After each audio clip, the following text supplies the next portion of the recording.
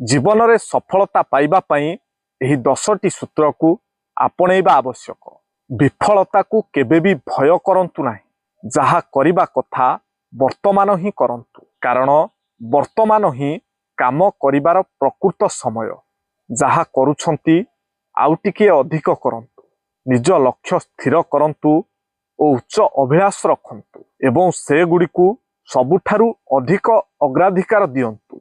कौनसी आड़ देखाई निजे काम न करिबा दोष को घोड़ाइबार बद अभ्यास त्याग करंतु।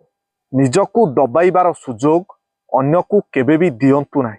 सबुबेले सफलता संपर्क रे कुहंतु, लेखंतु, पढ़ंतु, अनुभव करंतु एवं चिंता करंतु। आपण जहा हेबाकू चाहंती सेपरी पोशाक पिंधंतु एवं सेपरी काम करंतु। सफलता संपर्कित नीति नियम गुड़िकर अध्ययन अब्याहत रखंतु। अदरकारी काम गुड़ी को परित्याग करी अधिक दायित्व नहीं काम करंतु। देखिबे सफलता आपण को निश्चय दिने ना दिने मिलिबो।